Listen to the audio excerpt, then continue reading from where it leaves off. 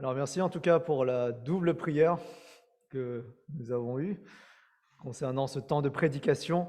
C'est vrai que cette semaine j'ai été malade, pas très en forme, et donc pour préparer cette prédication, il m'a fallu un peu de temps, mais je compte sur la grâce de Dieu pour que la parole que nous avons lue puisse percer notre cœur. Parce que je crois que Dieu veut encore nous dire quelque chose cet après-midi, et voilà, je me confie entièrement à sa grâce pour ça, et non pas sur mes propres forces. À partir d'aujourd'hui et pour 2 autres dimanches, nous commençons une nouvelle série de prédications que j'ai intitulée Aimer. Et pourquoi cette série? Parce que ce verbe aimer résume très bien ce que Dieu attend de son peuple, ce que Dieu nous commande. Et voici en gros un petit peu le teaser, le contenu de cette série. Aujourd'hui, nous allons parler donc de aimer Dieu. Dans 2 semaines, nous parlerons du fait d'aimer son prochain, et ça comprend aussi ses ennemis. Et puis, dans 1 mois, nous parlerons du fait d'aimer ses frères et sœurs. Ça va pour le programme de cette série. Et tout logiquement, nous commençons par le commandement le plus important, ce qui nous est confirmé par Jésus lui-même. Parce que quand un spécialiste de la loi demande à Jésus quel est le commandement le plus important, le Seigneur lui répond que c'est celui d'aimer Dieu. Vous complétez? Aimer Dieu de tout son cœur, de toute son âme, de toute sa pensée, et il dit aussi de toute sa force. Et bien sûr, il ajoute à cela le commandement d'aimer son prochain, mais j'en parlerai la fois prochaine. Donc, aimer Dieu de toute sa personne, c'est le commandement le plus important que nous ayons pour notre vie. C'est ce que Dieu attend des hommes et des femmes qui composent son peuple. Et vous en faites partie. Et Jésus cite ici une partie, en fait, de la confession de foi du peuple d'Israël, qui se trouve dans Deutéronome chapitre 6. Alors, je ne vais pas m'arrêter cet après-midi sur ce texte de Deutéronome 6, mais j'ai choisi donc cet autre extrait que nous avons lu quelques chapitres plus loin. Et j'aimerais simplement rappeler un petit peu, surtout si vous ne connaissez pas très bien le livre du Deutéronome, dans quel contexte il a été écrit. En fait, Moïse écrit ce livre en s'adressant à la nouvelle génération, j'allais dire la nouvelle Jérusalem, à la nouvelle génération d'Israélites. Pourquoi nouvelle? Parce que la génération précédente a disparu dans le désert. Après 40 ans d'errance, l'ancienne génération a fini par disparaître. En effet, Dieu leur avait dit de se lancer à la conquête du pays promis. Mais cette ancienne génération a eu peur des habitants du pays, a manqué de foi et finalement n'y est pas allé, a désobéi à Dieu. Conséquence, ils ont été condamnés à errer dans le désert et à finir leurs jours sans pouvoir entrer dans cette terre promise. Et ce sont leurs enfants, la nouvelle génération, qui vont pouvoir en profiter.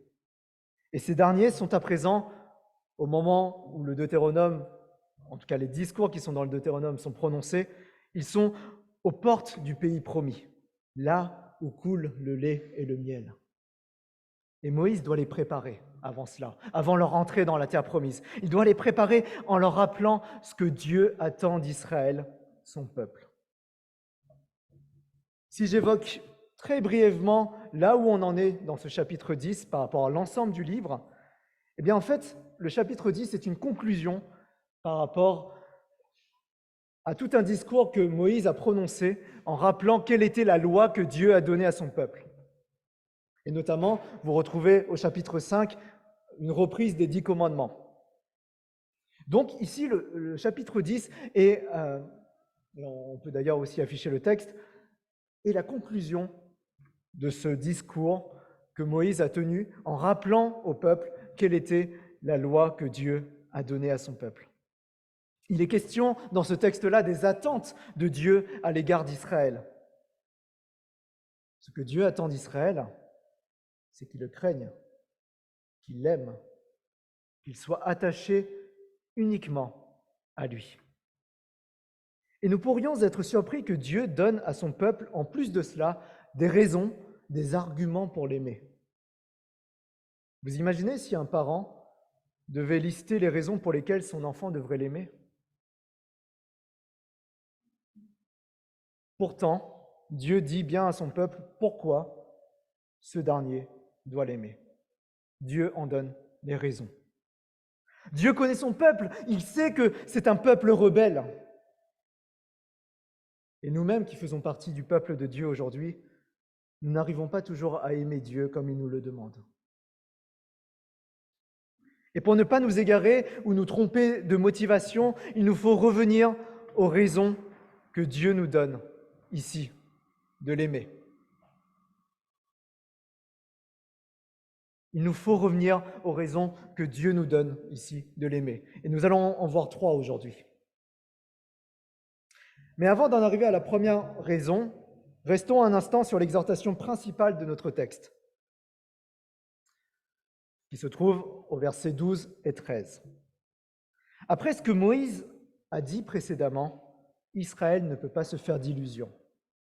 Moïse a rappelé les fois où le peuple n'a pas obéi à Dieu, au point que l'Éternel parlait de les détruire. Moïse a aussi rappelé qu'il a plaidé en faveur du peuple pour que justement Dieu n'aille pas jusqu'au bout de ce qu'il prévoyait. Et effectivement, Dieu a fait grâce. Effectivement, Dieu a épargné son peuple une fois de plus, et cela jusqu'à maintenant. Maintenant, c'est ce mot que nous avons au verset 12. Vous êtes avec moi ?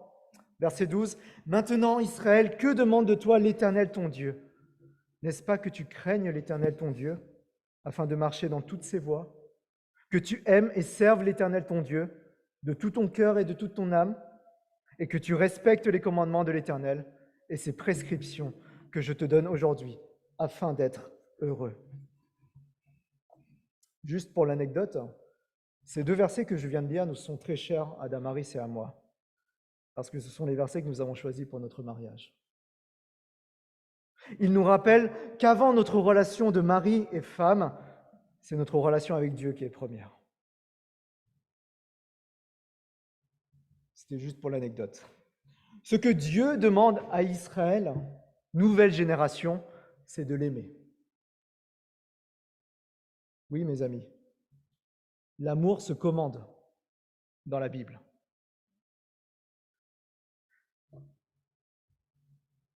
Vous avez compris ce que je viens de dire ? L'amour se commande dans la Bible.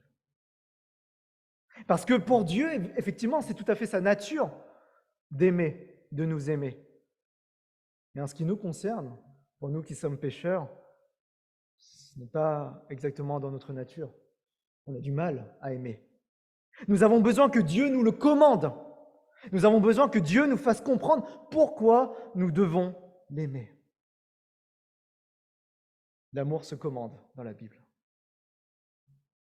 Et regardez tous ces verbes qui sont utilisés dans les versets 12 et 13. Dieu demande à son peuple de le craindre, de marcher dans toutes ses voies, de l'aimer et de le servir de tout son cœur et de toute son âme, de respecter ses commandements et ses prescriptions, ce qui le rendra alors heureux.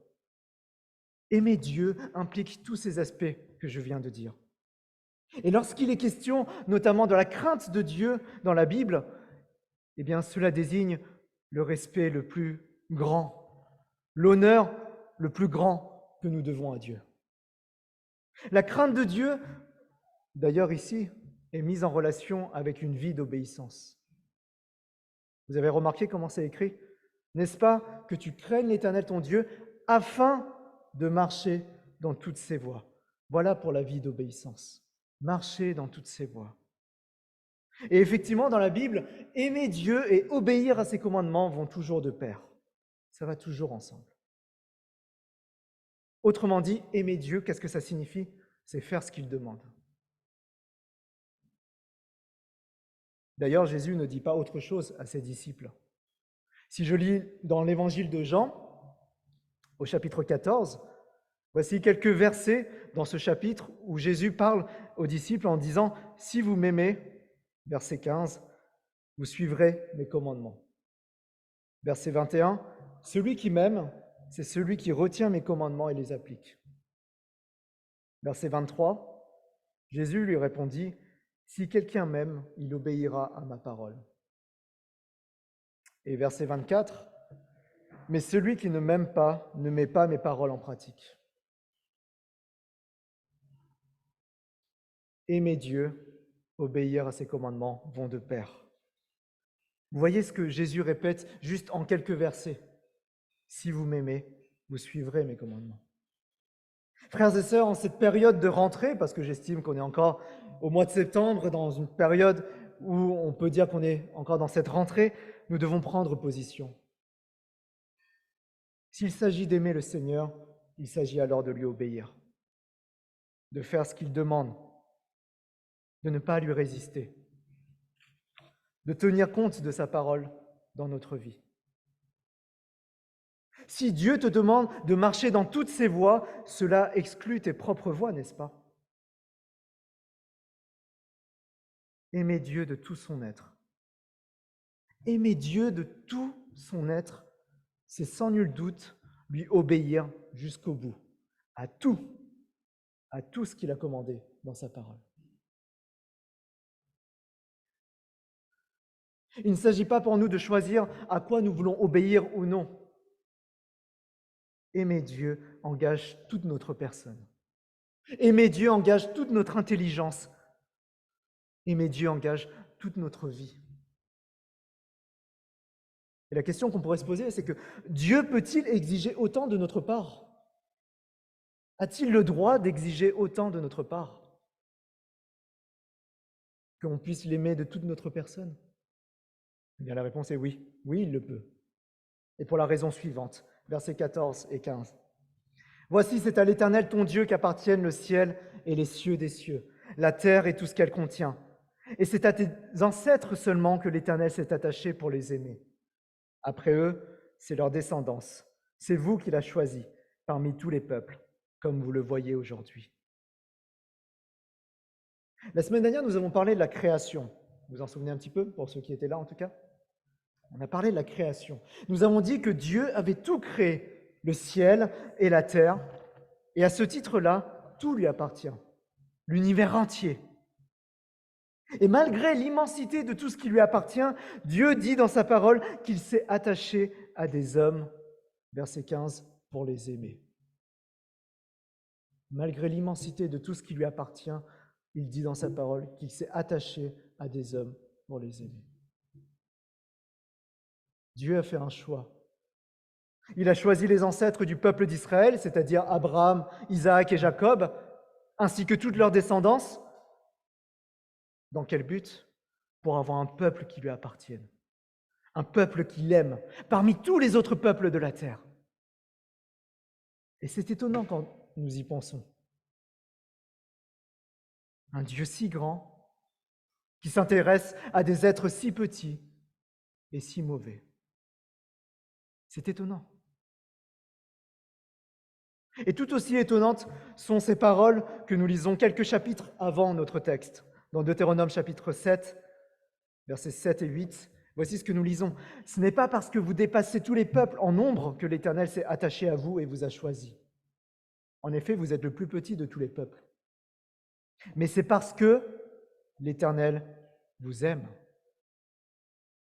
Parce qu'il a voulu tenir le serment qu'il avait fait à vos ancêtres, qu'il vous a fait sortir par sa main puissante et vous a délivré de la maison d'esclavage, de la maison du Pharaon, roi d'Égypte. » Vous avez entendu ces paroles. Ce n'est pas parce que vous êtes plus grand que tous les autres peuples. Non, rien à voir. Dieu donne comme simple justification parce que je vous aime. Je vous ai choisi. Quand Dieu choisit, il le fait par amour et non par mérite. Et cet amour de Dieu, bien sûr, nous le retrouvons aussi dans le Nouveau Testament, et particulièrement en la personne de Jésus, en qui nous trouvons la plus grande et la plus belle manifestation de l'amour de Dieu. Et j'aimerais encore vous inviter à écouter ce que les apôtres disent au sujet de celles et ceux qui sont unis à Christ. Éphésiens chapitre 1, verset 4. « En lui, c'est-à-dire en Christ, Dieu nous a choisis avant la création du monde pour que nous soyons saints et sans défaut devant lui. » 1 Pierre chapitre 1, verset 2. Dieu le Père vous a choisi d'avance, conformément à son plan, et vous avez été purifiés par l'Esprit pour obéir à Jésus-Christ et bénéficier de l'aspersion de son sang. Et toujours dans cette première lettre de Pierre, au chapitre 2, verset 9, nous lisons « Mais vous, vous êtes un peuple élu. » Il est clair qu'en Jésus-Christ, Dieu nous a choisis aussi. Et il l'a fait non selon nos mérites, mais selon son amour inexplicable. Il nous a choisis pour que nous fassions partie d'un peuple qui soit à lui. Et puisque nous sommes son peuple, Dieu nous demande de l'aimer de tout notre être. Est-ce que ça vous paraît logique? Puisque nous sommes son peuple, il nous demande de l'aimer de tout notre être. D'ailleurs, il y a ce cantique « Dieu Tout-Puissant » et nous chantons justement ces paroles quand nous disons « Mais quand je songe au sublime mystère qu'un Dieu si grand a pu penser à moi. » Vous vous souvenez de ces paroles? Quand je songe au sublime mystère qu'un Dieu si grand a pu penser à moi. Et oui, effectivement, ça reste un mystère pour nous que le Seigneur de l'univers nous ait choisis. Mais ce n'est pas moins une réalité dont nous devons nous souvenir régulièrement. Dieu nous a choisis. Nous ne pouvons pas l'expliquer autrement que par son amour. Puisqu'il n'y a rien en nous qui soit aimable.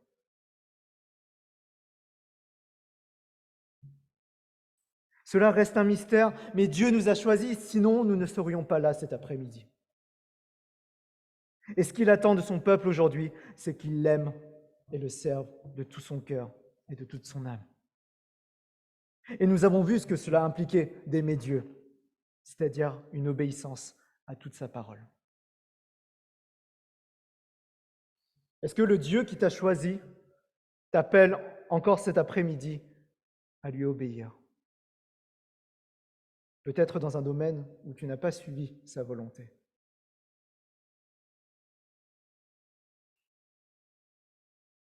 Donc, quelle était la première raison, dites-moi, pour laquelle nous devons aimer Dieu, d'après ce que je viens de dire?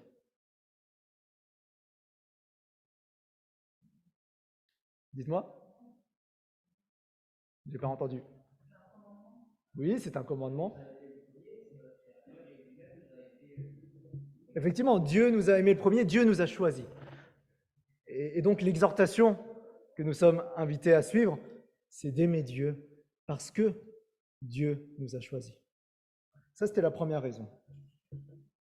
Nous arrivons à la deuxième raison, mais avant, lisons le verset 16. « Circoncisez donc votre cœur et ne vous montrez plus réfractaires. » Je vais lire une version plus littérale de ce verset. « Vous circoncirez donc votre cœur et vous ne raidirez plus votre nuque. » Circoncire son cœur, ne plus raidir sa nuque. Nous avons ici deux images empruntées au langage du corps. Ces deux images qui expriment une même réalité, celle de notre attachement à Dieu, celle de notre obéissance à ses commandements. En fait, dans l'exhortation de ce texte, les choses sont répétées. Et c'est vrai, si le cœur est circoncis, transformé, marqué par la fidélité à Dieu, eh bien dans ce cas-là, il ne sera plus porté à la rébellion. La nuque ne va plus se raidir. Dieu adresse ici à son peuple un appel à une transformation qui est intérieure. C'est pour ça qu'il utilise l'image de la circoncision. Bien sûr, les Israélites connaissent bien la circoncision, surtout les mâles, surtout les hommes. Mais ici, il utilise ce langage métaphorique, imagé, pour bien expliquer que ce n'est pas seulement l'aspect extérieur qui compte, mais ce qui est à l'intérieur. Et donc, d'où cette exhortation au verset 16, « Circoncisez votre cœur ». Et ce qui est étonnant dans cette demande, c'est qu'en réalité, le peuple ne peut pas le faire. Le cœur du peuple d'Israël est trop atteint par le péché pour pouvoir se tourner de lui-même vers Dieu. Autrement dit, qu'est-ce qu'on peut comprendre de cela? Pourquoi Dieu demande quand même de circoncire son cœur si le peuple ne le peut pas? Eh bien, en fait, le Seigneur veut montrer à son peuple combien il a besoin de cette transformation. Et cette transformation, il ne peut que la trouver auprès de Dieu. Parce qu'en réalité, qui peut changer le cœur d'un homme si ce n'est Dieu? Donc, de pouvoir permettre au peuple de prendre conscience qu'il a besoin effectivement que son cœur change. Et dans quel but? D'aimer Dieu. D'ailleurs, quand on lit un peu plus loin, au chapitre 30 de ce même livre de Deutéronome, au chapitre 30, verset 6, nous lisons ceci. Deutéronome 30, chapitre 30, verset 6. « L'Éternel, ton Dieu, circoncira ton cœur et le cœur de ta descendance, pour que tu aimes l'Éternel, ton Dieu, de tout ton cœur et de toute ton âme, afin que tu vives. » Là, quelque chose est dit autrement. Autant dans ce chapitre 10, Dieu dit « circoncisez vos cœurs ». Et ici, au chapitre 30, Dieu, l'Éternel, ton Dieu, circoncira ton cœur et le cœur de ta descendance. Dans quel but? Pour que tu aimes l'Éternel, ton Dieu. De nouveau, l'amour pour Dieu. Et bien sûr, ce qui va avec l'obéissance à ses commandements. Autrement dit, l'obéissance devient possible seulement s'il y a eu cette transformation intérieure. Seulement si le cœur a été changé. Et en fait, il faudra attendre un moment avant que cette promesse se réalise, avant que ce que Dieu a annoncé puisse se réaliser. Il faudra attendre la nouvelle alliance, une fois que Christ aura tout accompli, pour que cette œuvre accomplie par le Saint-Esprit se fasse dans le cœur de tous les membres du peuple de Dieu. Mais le temps me manque de pouvoir entrer dans les détails, mais simplement qu'on puisse retenir qu'on a besoin de cette circoncision du cœur pour pouvoir aimer Dieu. Autrement, ce n'est pas possible. Il ne vous a pas échappé, je pense, que jusqu'à lundi dernier, les médias ont beaucoup parlé de la reine Élisabeth II. Si vous avez suivi un petit peu, en tout cas, j'espère que tout le monde est au courant ici. En tout cas, durant les jours qui ont suivi son décès, il était question des hommages que le peuple britannique avait rendus à sa défunte reine, au fur et à mesure des déplacements du cercueil jusqu'à son lieu d'inhumation. Et lundi dernier, eh bien, j'ai suivi la cérémonie des funérailles de la reine. Et alors qu'on rendait hommage à juste titre à cette souveraine, je n'ai pas pu m'empêcher de penser à celui qui est au-dessus de tous les souverains de la terre. D'ailleurs, à cette cérémonie des funérailles, nombreux étaient présents ce jour-là. Je n'ai pas pu m'empêcher de penser à notre Dieu, envers qui nous devons un respect encore plus grand, une crainte suffisamment grande pour ne pas vouloir lui déplaire. À notre Dieu reviennent tous les honneurs, n'est-ce pas? Et dans les versets 17 et 18, eh bien, l'Éternel donne une raison à la question « Pourquoi circoncire son cœur? Pourquoi se soumettre à lui ?» Eh bien, explication, verset 17. « En effet, l'Éternel, votre Dieu, est le Dieu des dieux, le Seigneur des seigneurs, le Dieu grand, fort et redoutable.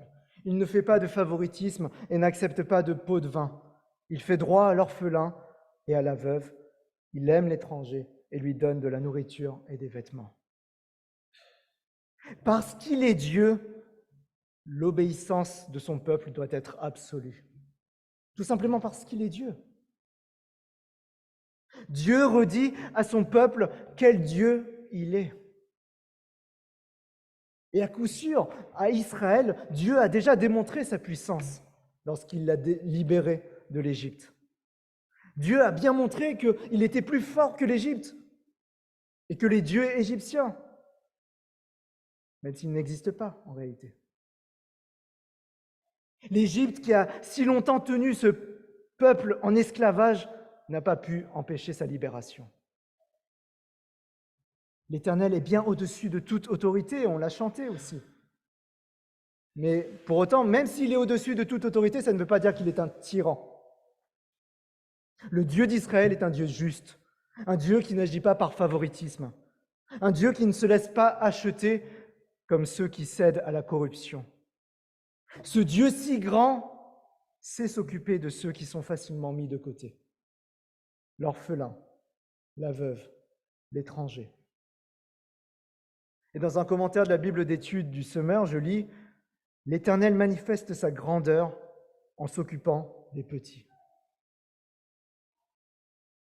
L'Éternel manifeste sa grandeur en s'occupant des petits. Oui, le Dieu que nous sommes venus adorer cet après-midi est le Dieu qui s'occupe des petits, des faibles, de ceux qui sont laissés de côté.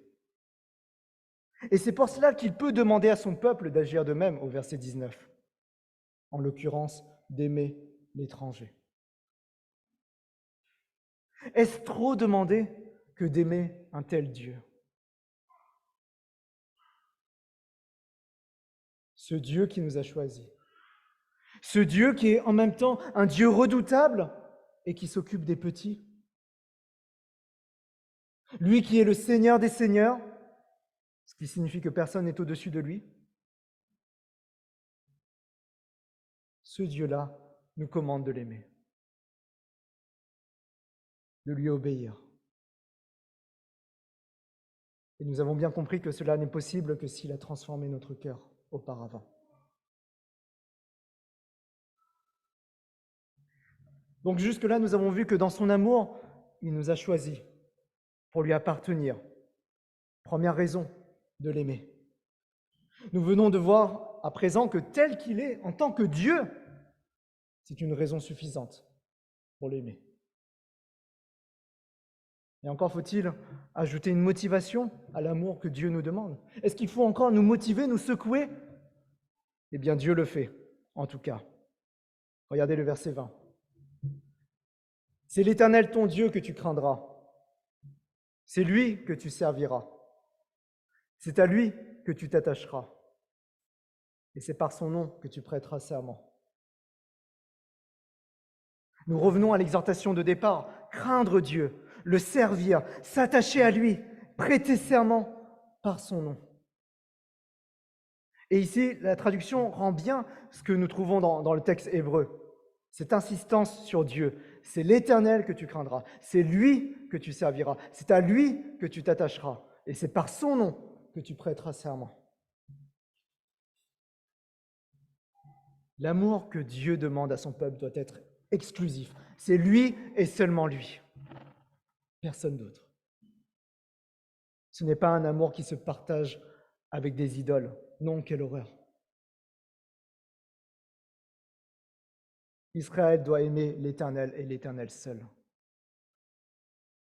Et cette exhortation à servir Dieu seul, eh bien, reprend en fait déjà des paroles qui ont été dites par Moïse, notamment au chapitre 6.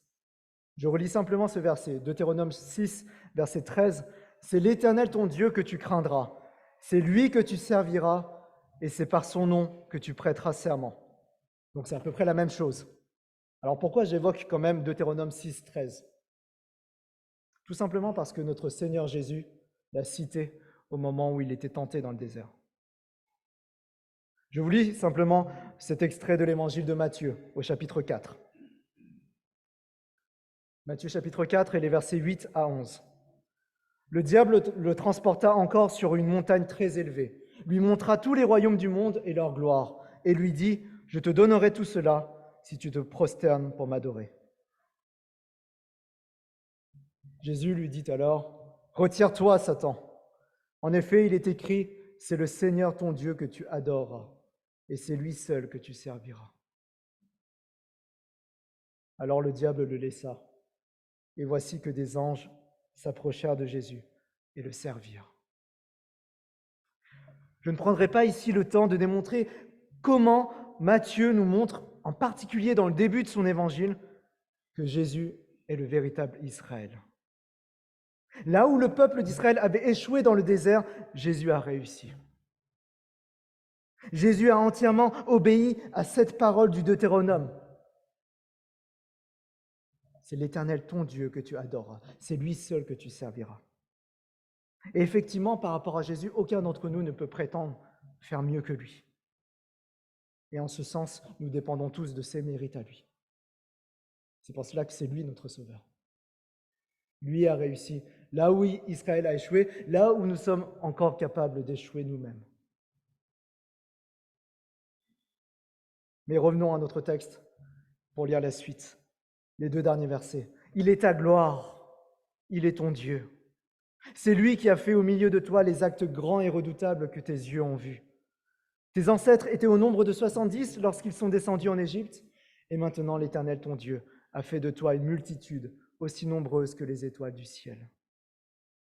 Nous avions vu dans les versets 17 et 18 quel grand Dieu était l'Éternel. Et ici, les expressions sont, au verset 21, plus personnelles. Il est ta gloire, il est ton Dieu. Certains traduisent, à la place de « il est ta gloire », « il est ta louange », « il est le sujet de tes louanges ». Et effectivement, en considérant tout ce que Dieu a fait, le peuple ne peut que le célébrer, ne peut que le louer. Et ce Dieu grand et redoutable, qu'est-ce qu'il a fait? Il a fait des actes grands et redoutables. Verset 21. L'allusion ici est sans doute l'événement de l'Exode, la libération de l'Égypte. Et le peuple en a été témoin. Le peuple le sait bien qu'il a été libéré de l'Égypte. Ce Dieu qui s'occupe des petits est intervenu en faveur d'Israël. Et le verset 22, d'ailleurs, rappelle à Israël son histoire et la réalisation de la promesse que l'Éternel a faite à Abraham, que ses descendants seraient aussi nombreux que les étoiles du ciel. Oui, c'est désormais chose faite. Et si Dieu a sauvé ce peuple si nombreux, c'est pour être son Dieu et pour qu'il soit son peuple. Et tout au long du Deutéronome, il est question de cette alliance entre Dieu et son peuple. Parce que c'est dans le cadre de cette relation particulière que l'Éternel demande à Israël de le craindre, de le servir, de l'aimer et de lui obéir. Dans le cadre de cette alliance. Quant à nous, quels sont les actes grands et redoutables que Dieu a faits en notre faveur?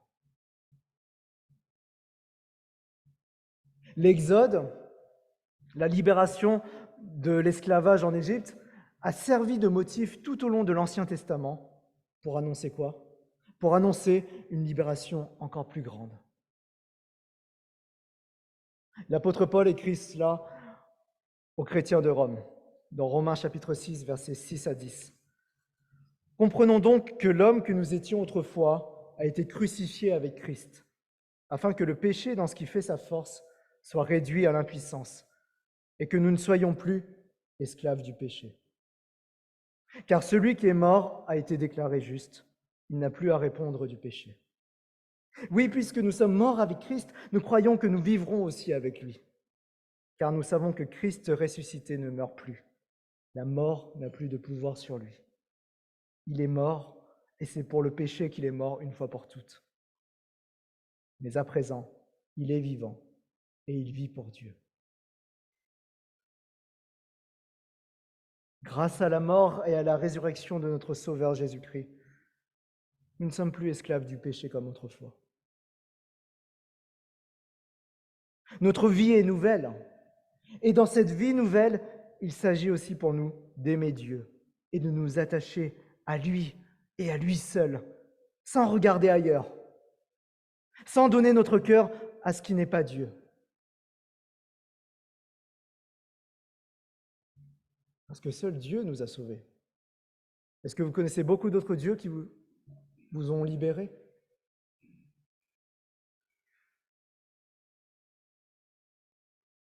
Église de Saint-Maur ou d'ailleurs, Église, il est ton Dieu et tu es à lui.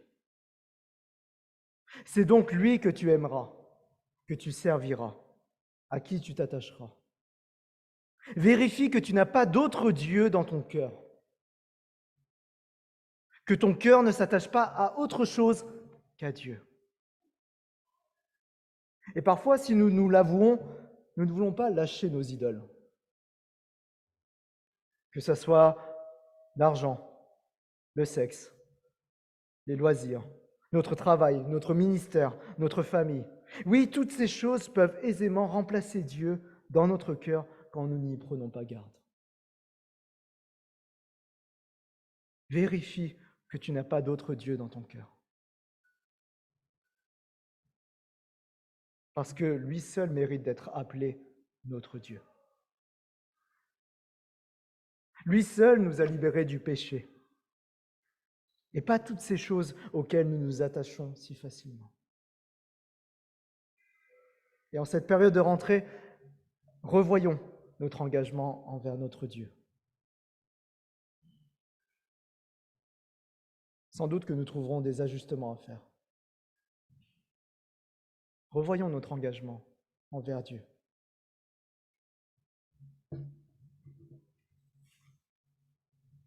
J'aimerais maintenant récapituler ces 3 raisons que nous avons vues à partir de ce texte. Parce que c'est vrai, les motivations, les raisons d'aimer Dieu ne manquent pas. Et nous en voyons 3 ici. D'abord parce qu'il nous a choisis. Ensuite, parce qu'il est Dieu. Et enfin, parce qu'il nous a sauvés. Que ces raisons qui sont évoquées dans la parole de Dieu touchent notre cœur, nous saisissent et nous conduisent à aimer notre Dieu de toute notre personne, alors que nous comprenons pourquoi nous devons le faire, pourquoi il nous commande de le faire, pourquoi nous avons de bonnes raisons de le faire. Parce qu'il nous a choisis, parce qu'il est Dieu, parce qu'il nous a sauvés. Quel privilège d'être au service d'un tel Dieu. Quel privilège d'être en relation avec un tel Dieu. Dieu nous a-t-il motivés cet après-midi pour l'aimer entièrement? Dieu nous a-t-il motivés pour l'aimer sans cœur partagé, en étant tout à lui?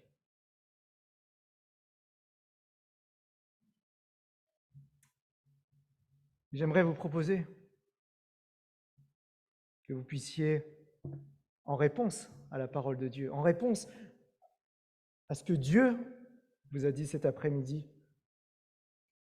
de pouvoir répondre à Dieu par écrit. J'ai préparé des post-it, c'est pour vous, c'est entre vous et Dieu. Mais dans quelle mesure le fait que Dieu nous commande de l'aimer de tout notre cœur, en quoi cela fait écho dans notre vie? Qu'est-ce que nous avons effectivement encore à corriger? À quoi nous pouvons nous engager devant lui et seulement devant lui? Il ne s'agit pas pour nous de partager nos feuilles et de montrer notre engagement, on peut le faire, mais avant tout, que cet engagement puisse être pris par chacun et finalement par l'ensemble du peuple de Dieu. Donc il y aura un petit temps, il y aura une petite musique, et durant le temps de cette musique-là, eh bien, vous pourrez écrire sur ce papier. Donc j'ai pris des post-it, monsieur, madame, et Damaris a quelques stylos, et en tout cas, si certains peuvent m'aider simplement à distribuer ça.